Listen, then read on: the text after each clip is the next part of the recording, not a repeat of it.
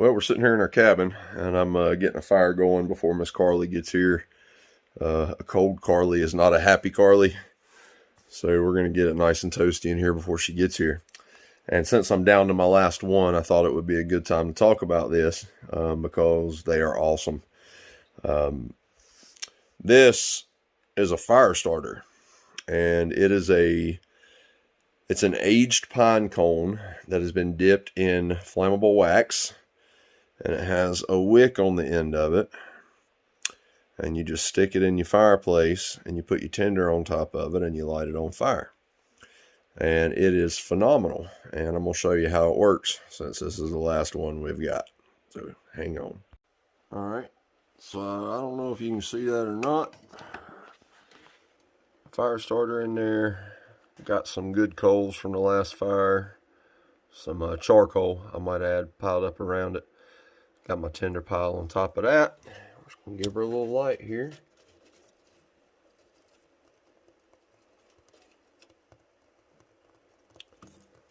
And sit back and watch her do her thing. Cover the front of it up with this guy. So I don't know about you guys. When I get an axe, I never ever like the way that the edge is set up from the factory. Usually it's a 20 or 25 degree angle, which to me is more of a wedge than a cutting blade. I like to take and put a 17 degree angle on my axes.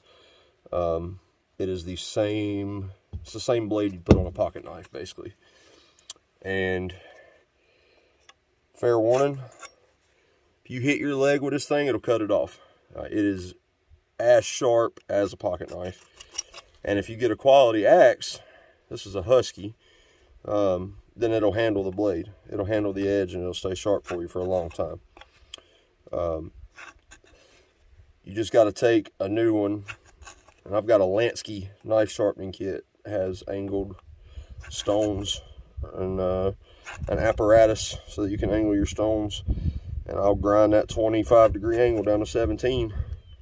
And then I just keep a little handy dandy sharpener in my pocket while I'm out in the woods cutting. And, you know, if I feel like it ain't doing what it's supposed to do, I'll whip it out and run it through it about 8 or 10 times on both sides and go on about my day. I just thought y'all might like to know that. It's a good little tip. So I have a confession to make.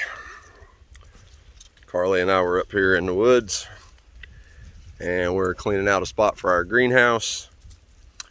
And I was sharpening my axe.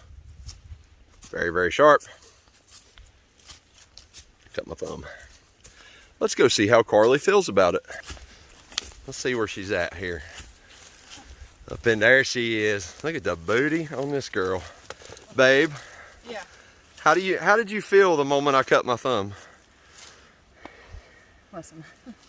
Tell me. My glasses are fogging up. I feel like we went full circle with the taco, and I'm fine with that. But I'm not good with going full circle because like the first day we came out here, we were out here 5 minutes and you almost cut your thumb off. And it's a year later and we're out here.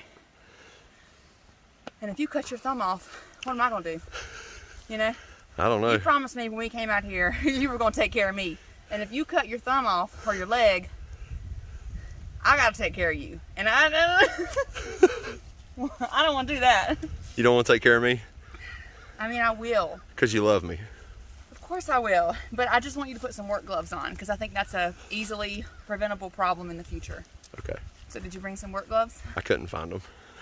We'll have to buy some tomorrow. But I won't sharpen my axe anymore today. How about that?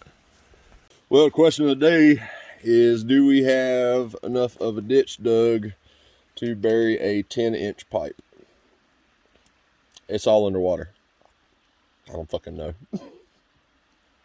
And it gets in the 30s through the day, but it doesn't ever really like warm up. It's always just like cold. So, so we're just burning wood all day long. That's it. Let's get back to that. Burning wood. I didn't get an image of you adding the lubricant. Shit. You want me to pretend for, or am I? Yeah. You're pretending. There you go.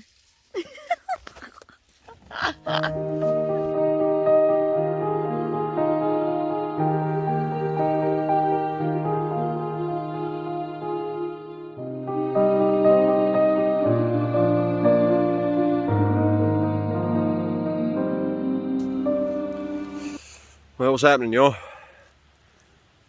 Josh coming from balmy 50-degree East Tennessee. See the sweat dripping off my hat. Just sitting here reflecting on another beautiful day in the woods. Carly and I came up here this week to put in our greenhouse so we can get our seeds started for the year. That's what we've been working on. We got an area cleared out to build the greenhouse. We're going to start on that tomorrow. I got to get the tractor up here and move some rocks around. This will be a pretty cool project. This off-grid thing, it's a lot of hard work. It's mentally challenging. When we moved out here, we had 60 acres of woods. Well, 55 acres of woods and 5 acres of field. Now we've got 53 acres of woods and 7 acres of field. And that extra 2 acres has come from an axe, a chainsaw, and a little bit of grunt work. Nobody's going to do it for you. If you want to get a great deal on a piece of land, find the land that works for you. You better be able to put in the sweat equity. As you can see, even in 50-degree weather in a t-shirt, I'm pouring sweat.